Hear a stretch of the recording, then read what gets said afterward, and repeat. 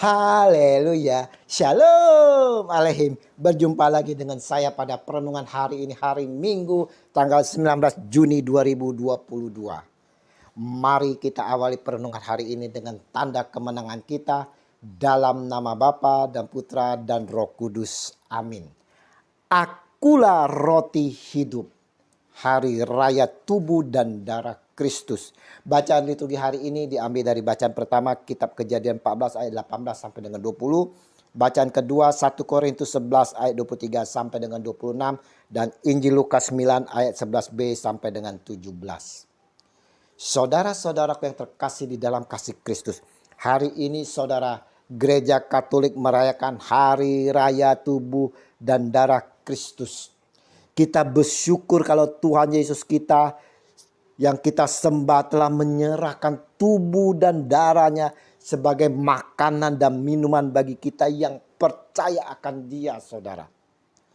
Yesus menghendaki kita tinggal dan ambil bagian dalam dirinya dan akan mendapatkan kehidupan kekal. Mengambil bagian yang dimaksud di sini adalah menerima makan dan minum tubuh dan darah Tuhan kita Yesus Kristus. Sama seperti di dalam perjamuan terakhir Yesus dengan sangat jelas berkata, inilah tubuhku dan inilah darahku. Ini bukan sekedar simbol semata atau lambang, saudara. Roti tak beragi dan anggur yang Tuhan Yesus sendiri serahkan merupakan tubuh dan darahnya.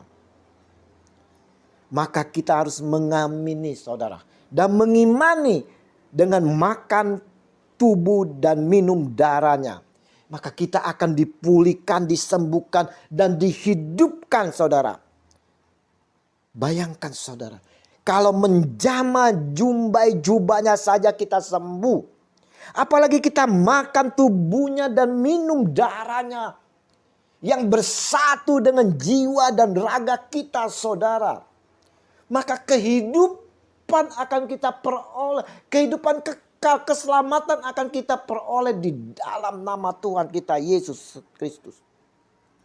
Yesus sendiri sampaikan kepada kita, akulah roti hidup yang telah turun dari sorga. Jikalau seorang makan dari roti ini, ia akan hidup selama-lamanya. Dan roti yang kuberikan itu ialah dagingku. Saya ulang, saudara-saudara. Dan roti yang kuberikan itu adalah dagingku yang akan kuberikan untuk hidup dunia. Yohanes 6 ayat 51. Nah, saudaraku, masih ragukah kita akan Dia sebagai roti kehidupan, saudara?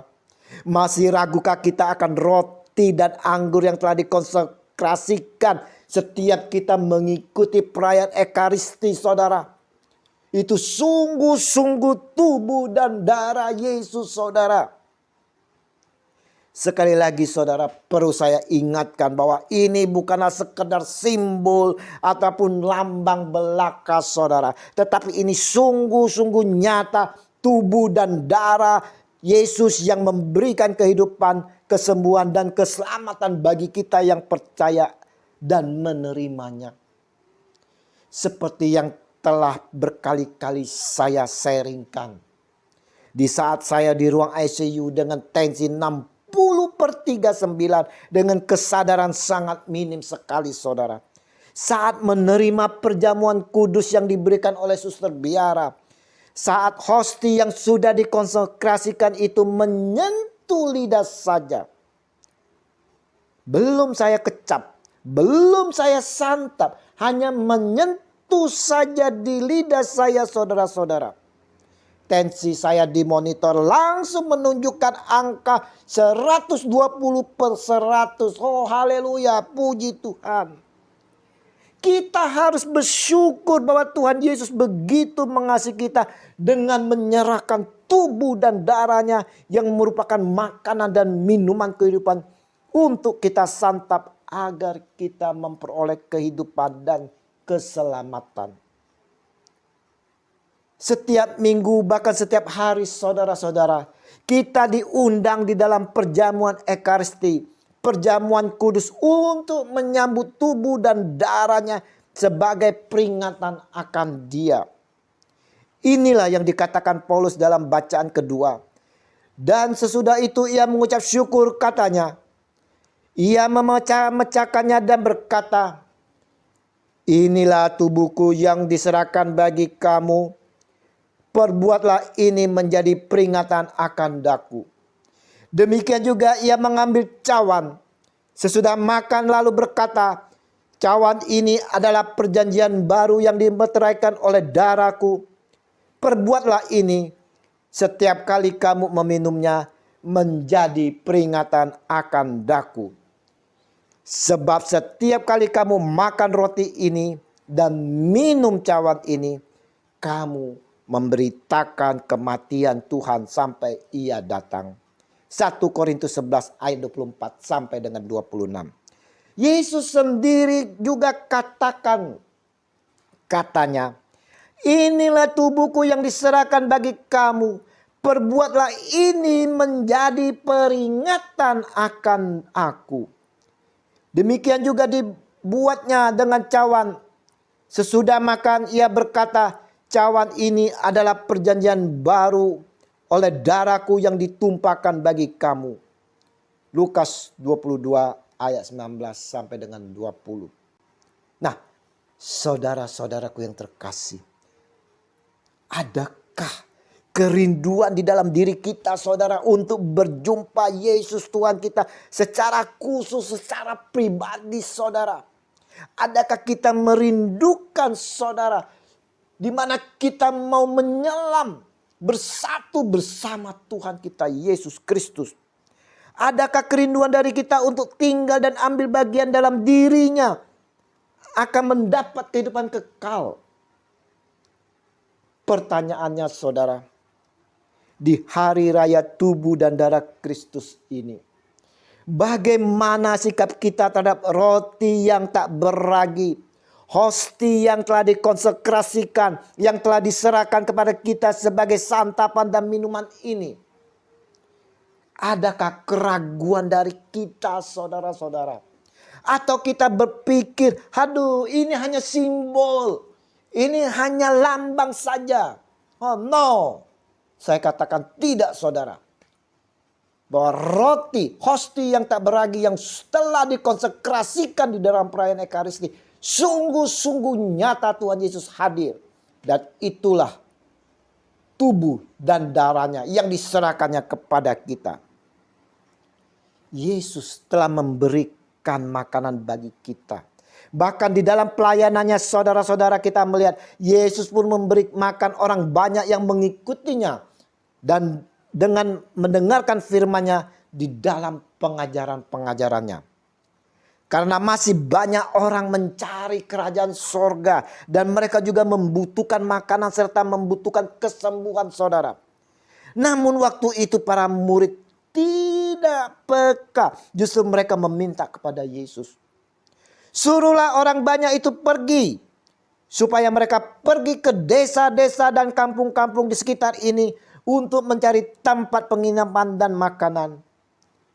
Karena di sini kita berada di tempat yang sunyi. Lukas 9 ayat 12. Tetapi ia berkata kepada mereka, kamu harus memberi mereka makan. Lukas 9 ayat 13. Kita semua yang telah menerima makanan dan minuman dari Tuhan Yesus, saudara, baik dari pengajarannya melalui renungan, homili, khotbah, dan apalagi kita telah dikuatkan dan dikenyangkan oleh santapan dari tubuh dan darahnya, maka hendaknya pula kita mau memberi makan mereka.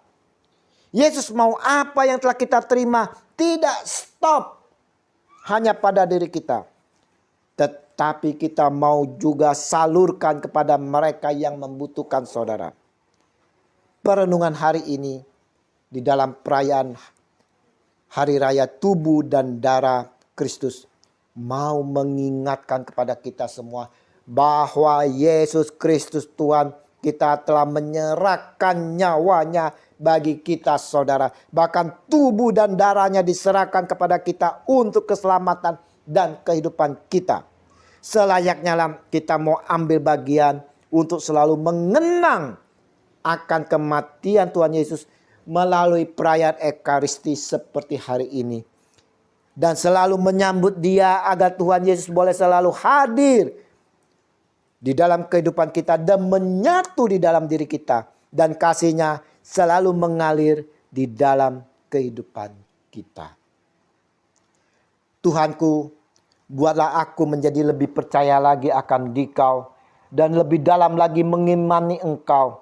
Di dalam harapan dan kasih-Mu, kuserahkan hidupku ini, kini, dan sepanjang segala masa.